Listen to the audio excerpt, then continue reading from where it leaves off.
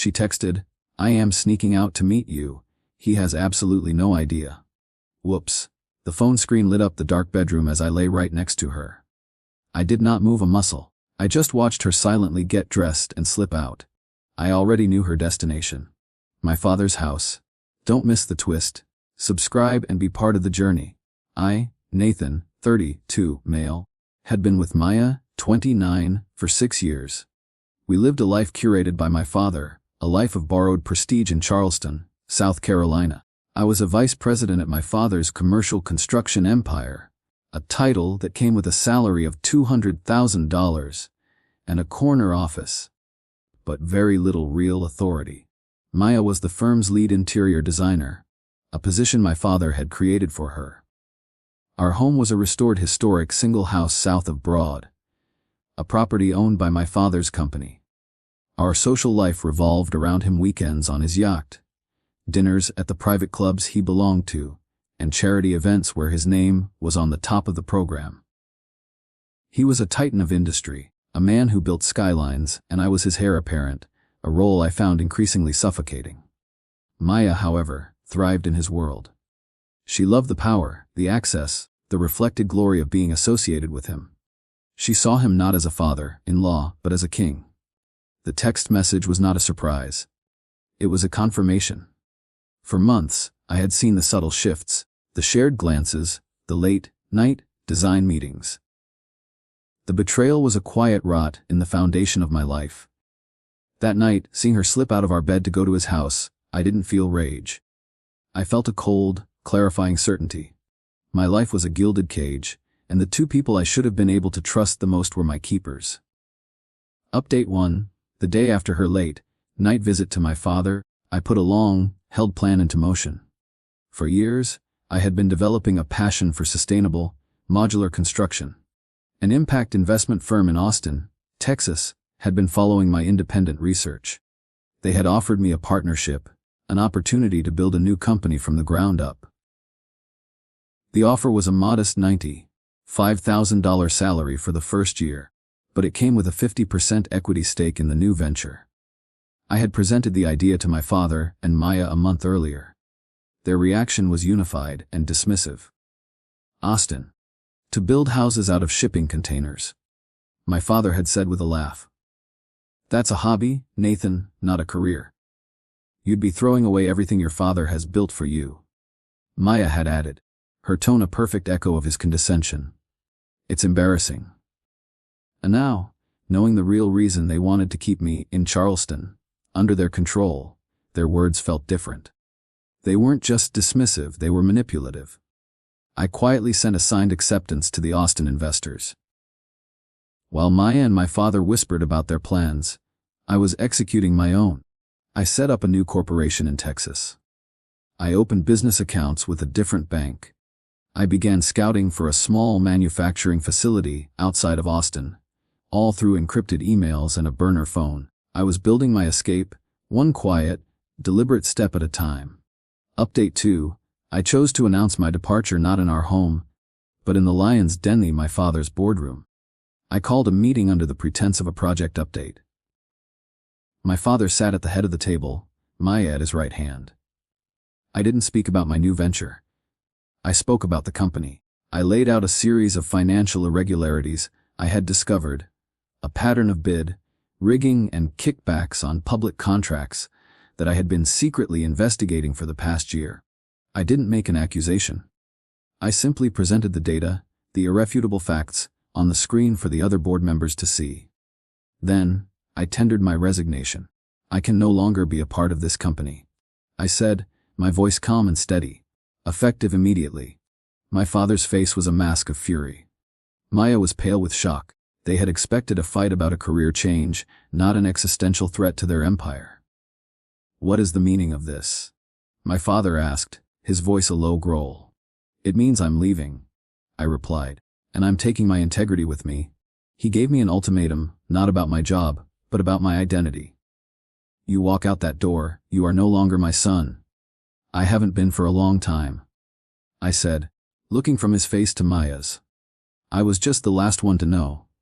Update 3. The fallout was a deafening silence. I was excommunicated. My company credit cards were canceled, my access to the house was revoked, and my calls to family members went unanswered. It was exactly what I had expected. I packed what I could fit into my car and drove the 18 hours from Charleston to Austin. The journey was a long, slow exhale. I was leaving behind a life of immense comfort and profound corruption. My new life in Austin was a stark contrast.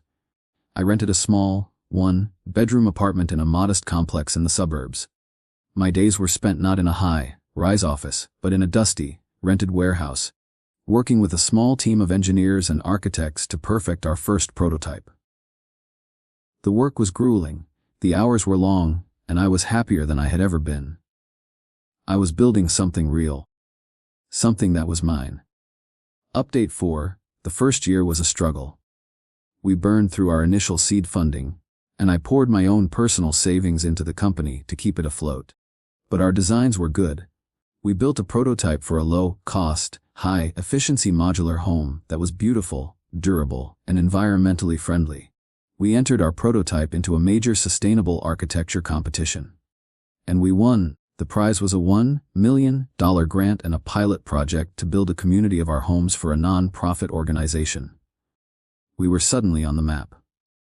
The news of my success, small as it was, made its way back to Charleston. I received a stiff, formal email from my father's lawyers, reminding me of the non-disclosure agreement I had signed when I left his company. It was a warning shot, a reminder of his power. I ignored it. I heard through a distant cousin that Maya was now officially living with my father. A public acknowledgement of their relationship. I felt nothing. Update 5. Our non-profit project was a resounding success. A feature story on our company appeared in a national design magazine, praising our innovative approach to affordable housing. The article went viral. Orders for our modular homes began pouring in from all over the country. Our small startup was suddenly a multi-million-dollar company. My new title was founder and CEO. My face was on the cover of the magazine. And the article, of course, was seen by my father and Maya. The emails from Maya began to arrive in my new company inbox. They were filled with praise, with rewritten histories of how she had always believed in my vision. She said, my father was a controlling monster, and that she had finally escaped him. She said she was ready to move to Austin and help me build my new life. The most telling messages came from my father's old business associates, men who had once treated me with condescending amusement. They now reached out with offers of partnership and investment, their tone respectful, almost fawning. My success had made me real to them in a way my birthright never had. Update 6. She came to Austin. She showed up at our manufacturing facility, dressed in a way that was completely out of place among the sawdust and machinery. She had a whole story rehearsed, a performance of the victim who had finally seen the light. I met her in my small, utilitarian office. Nathan, she began, her voice filled with practiced emotion. I made a terrible mistake. I was blinded by your father's power. I see that now. You're the one with the real vision. It's a little late for that, Maya, I said, my voice devoid of any emotion. It's not, she insisted. What can start over?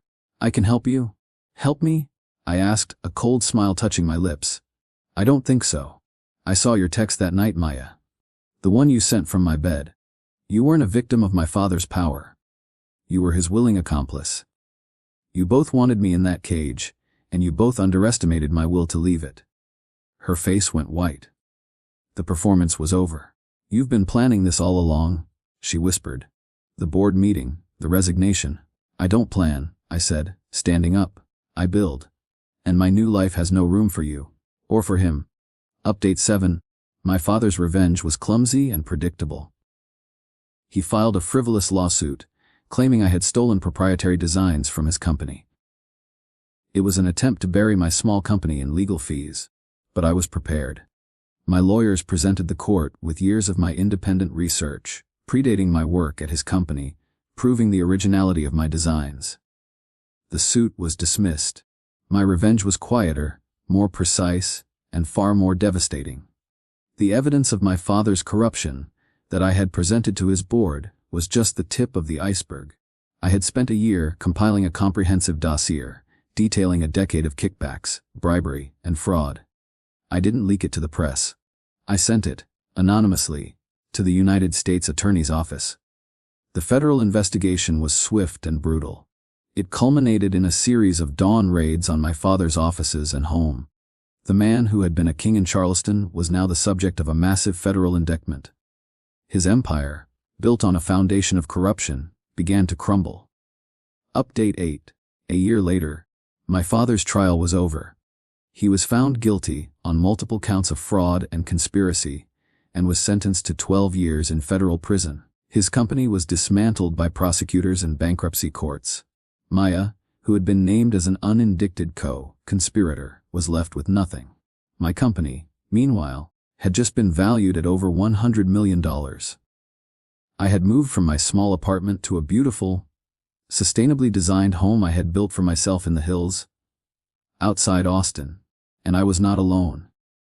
I had met a woman named Leah, a brilliant environmental lawyer, who had consulted on one of our projects. Our relationship was a quiet partnership built on shared values and mutual respect. I received one last, desperate letter from Maya. It was a long, rambling plea for forgiveness, for money, for a second chance. I read the first paragraph and then dropped it into the shredder. Final update. A few months ago, I received a call from my mother. She had divorced my father years ago and had lived a quiet life, free from his influence. We had maintained a distant but cordial relationship. She was in Austin for a conference and asked if we could have dinner. We met at a quiet restaurant. She looked at me, her eyes filled with a sad wisdom. "I want to apologize, Nathan," she said. "I saw what he was turning you into, and I didn't know how to stop it. I am so sorry that I left you in that house alone." "You don't have to apologize," I said. "I found my own way out." "I know," she said, a small smile on her face. "You built it. That's what you do." Her words crystallized the lesson I had learned. You cannot build a life, a company, or a family on a compromised foundation. The rot will always spread. The only way to build something that lasts is to start with a clean site, a solid plan, and the integrity to see it through. My story ends here, in the clean, quiet lines of the home I built, with the woman I love. My life is no longer a performance in someone else's grand theater. It is a quiet, solid structure of my own design, and it is built to last.